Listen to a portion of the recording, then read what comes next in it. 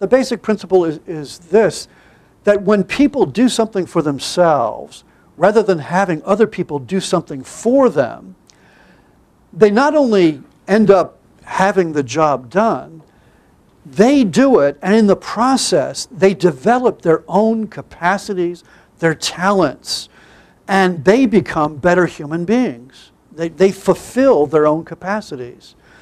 And that's a moral conception. I mean, it's funny because many people are fearful of an idea of government power or government purposes that is somehow rooted in a moral conception. There's a real division among political conservatives, I think, in this respect. You know, some people think that the most solid foundation for liberty is skepticism. That is, if we don't really know what the good is, then there's no ground for A to impose his idea of the good on B. And therefore, we'd end up with liberty. Everybody's able to kind of pursue their own idea of the good because we don't think that one person's idea of the good is really the truth, and therefore we can't impose it on anybody else.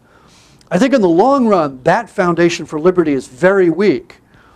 And the reason is that if you really take that skepticism seriously, then somebody's going to say, well, then why liberty?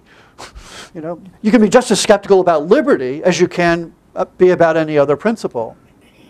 I think ultimately, actually, liberty is most adequately, most safely, securely grounded in a very moral conception.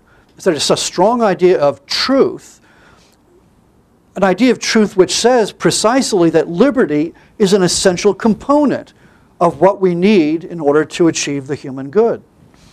And that's this argument for subsidiarity.